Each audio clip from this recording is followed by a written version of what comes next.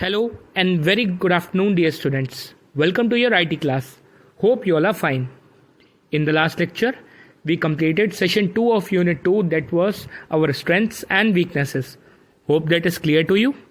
So today we will start the fresh new session, that is session 3, self-confidence. Before starting the session, I would like to ask you all that what is self-confidence? Each and every student watching the video will answer this question after watching the complete video. In the comment box given below, you will answer this question in your own words. सबको अपने words में answer लिखना है और direct answer लिखना. सबके answer एक जैसे नहीं होने चाहिए और बुक से रिलेटेड नहीं होने चाहिए. So write that answer that what is self confidence in your own words in comment box after watching the video. Google classroom के कमेंट बॉक्स में आपने लिखना है ये आंसर जहाँ पर आपको ये फाइल अटैच की गई है. An individual's trust in his or her own abilities, capacities and judgment is self-confidence. खुद पर विश्वास होना, आत्मविश्वास होना, अपनी एबिलिटीज़ पर, अपनी कैपेसिटीज़ पर, अपने जजमेंट पर कंप्लीट ट्रस्ट होना ही सेल्फ कॉन्फिडेंस है. We can face all challenges and demands of life if we are self confident and we have self belief. अगर हमारे अंदर आत्मविश्वास है, if we are self confident, हम कोई भी हर्डल अपनी लाइफ का ईजिली पार कर सकते हैं. कोई भी चैलेंज हो उसे ईजिली हम ओवरकम कर सकते हैं.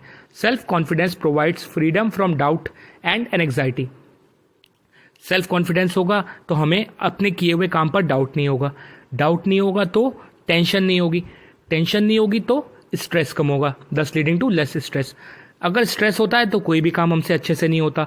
बट अगर डाउट नहीं होगा तो कोई भी टेंशन नहीं होगी. टेंशन नहीं होगी तो एंग्जाइटी नहीं होगी. एंग्जाइटी नहीं होगी तो स्ट्रेस नहीं होगा. It provides great energy and motivation to act. If we have self confidence, अगर हमारे अंदर है सेल्फ कॉन्फिडेंस तो किसी काम को करने की बहुत ज़्यादा एनर्जी हमारे अंदर से प्रोड्यूस होगी और मोटिवेशन आएगा. सेल्फ मोटिवेटेड हो जाएंगे हम और ईजिली उस वर्क को कर लेंगे.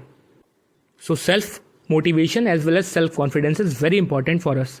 दो एग्जाम्पल कंसिडर करेंगे. एक स्टूडेंट है और एक सेकंड स्टूडेंट है. उनके क्या ओपिनियन है वो डिस्कस करते हैं.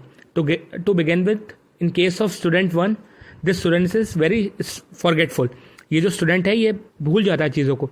ही was unable to remember answers and got poor marks in exam.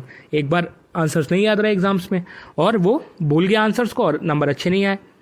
Having realize this shortcoming, he start revising his lessons daily. उसने डेली रिवाइज करना शुरू किया. He began to write down the answers while revising. याद कर रहा और लिखा. He took extra help from teachers and believed he could do better. उसको विश्वास था, सेल्फ कॉन्फिडेंस डेवलप हुआ and he performed better in the exams.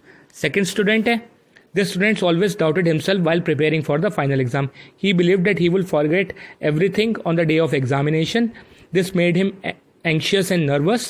As a result, he went blank on the day of the exam. Therefore, he fared badly and eventually lost his self-esteem. तो क्या हुआ? ये confuse रहता था और खुद पे से डाउट था कि फाइनल एग्जाम की प्रिपरेशन मेरी अच्छी नहीं है, मैं फेल हो जाऊंगा, मैं सब कुछ भूल जाऊंगा. और यही हुआ. उसके अंदर सेल्फ कॉन्फिडेंस नहीं था, वो सब कुछ भूल गया, नर्वस हो गया एग्जाम के दिन और इवेंचुअली वो फेल हो गया और उसकी सेल्फ एस्टीम लॉस हो गई. तो एक ऐसा स्टूडेंट जो गलती करता था, भूल जाता था चीज़ों को, उसके अंदर सेल्फ कॉन्फिडेंस आया तो उसने उसे ओवरकम कर लिया और सक्सीड हो गया. बट एक ऐसा स्टूडेंट जो अच्छे से कर भी रहा था बट उसे डाउट था, डाउट रहता था, हर चीज़ में कंफ्यूज रहता था और वो प्रॉब्लम हो गई उसके साथ. So self confidence is very important in case we want to succeed in our goal, in achieving that and fulfilling our need. Now, coming to the next topic, that is unique qualities required to develop self-confidence. इसमें हम self confidence develop करने वाली unique qualities को discuss करेंगे और कुछ self confident individuals की वो qualities जिनकी वजह से वो self confident बन पाए उन्हें discuss करेंगे. So, self confidence can be developed if we have the will power to do so. अगर हमारे अंदर किसी काम को करने की विल पावर है तो सेल्फ कॉन्फिडेंस हमारे अंदर ऑटोमेटिकली आ जाएगा.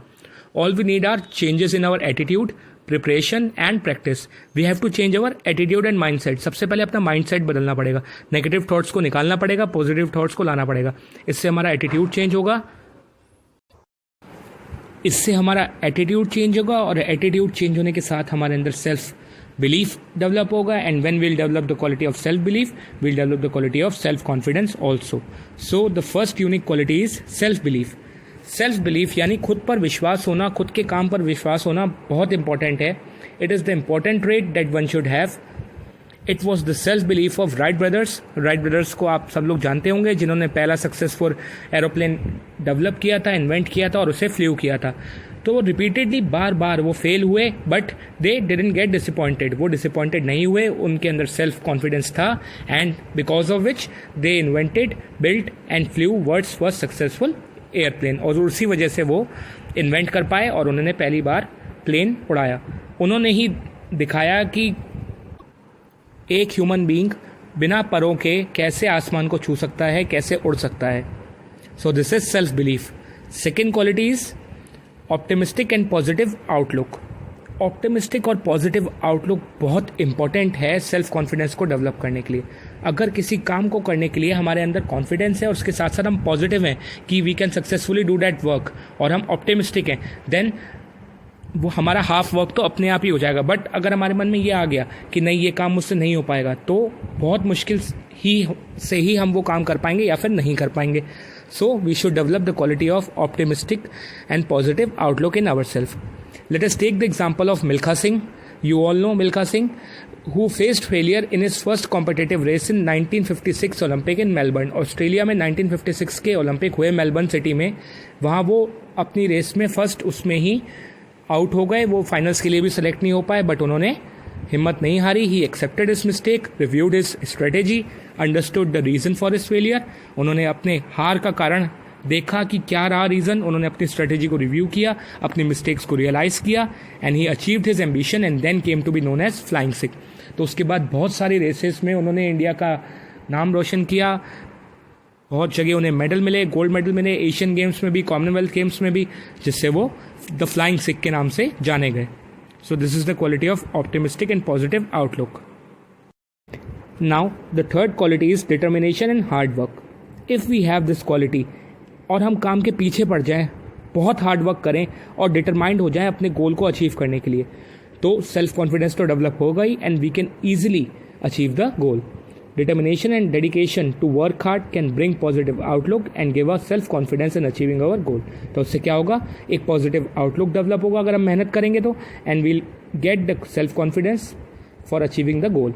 एग्जाम्पल अगर कंसिडर करें तो despite of her disability, Deepa Malik became the first Indian woman to win a silver medal in Rio Olympics, Paralympics due to her great willpower and hard work.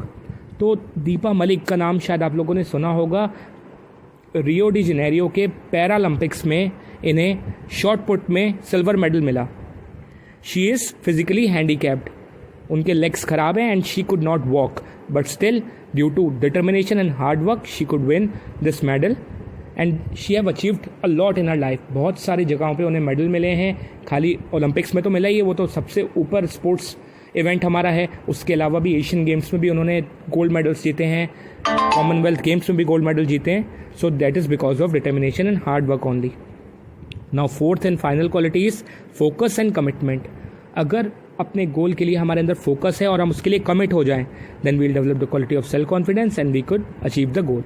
To achieve the goal of future, focus and self-confidence as well as commitment is very important. For instance, Nelson Mandela का नाम भी आप लोगों ने सुना होगा. He could achieve his freedom from apartheid. South Africa में apartheid चलता था, ब्लैक डिस्क्रिमिनेशन, जो लोग कलर के हिसाब से रेसिज्म होती थी, भेदभाव होता था.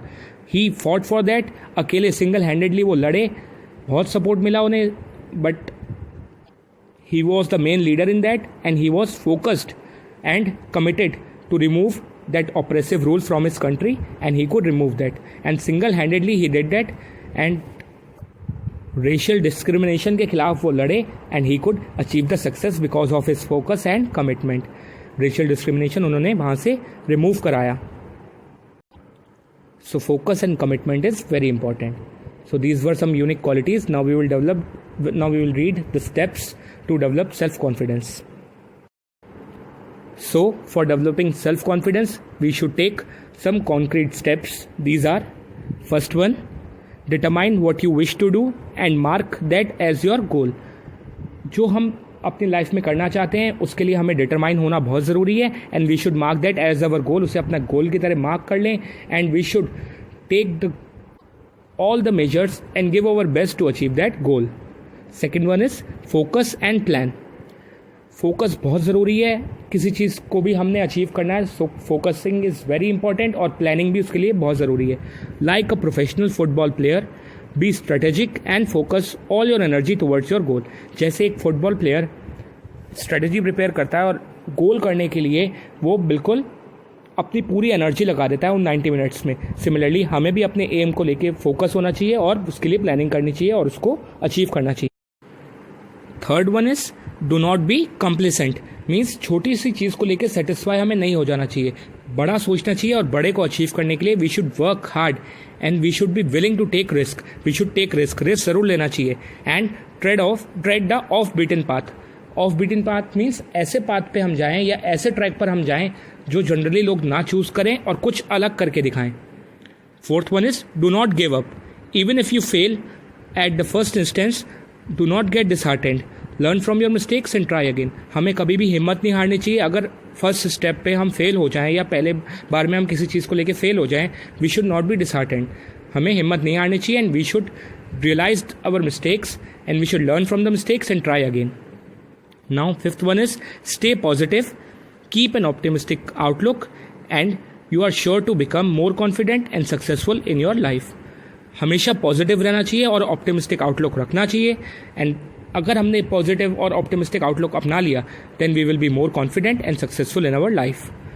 Sixth one and the last one is be ready to go the extra mile and work diligently to achieve your goal.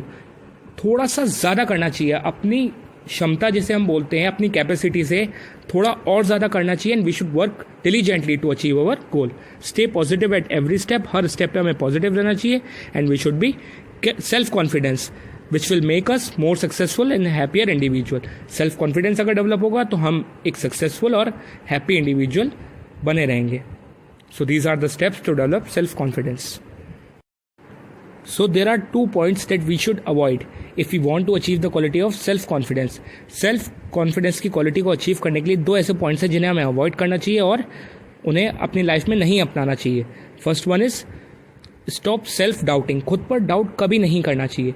People who are not self confident they start doubting themselves and feel defeated by initial failures. अगर शुरुआत में किसी चीज़ में एक हार मिल जाए तो लोग हिम्मत तोड़ देते हैं और खुद पर बिलीफ ना होने के कारण या फिर सेल्फ कॉन्फिडेंस ना होने की वजह से वो खुद पर डाउट करना शुरू कर देते हैं. They give undue importance to what other things.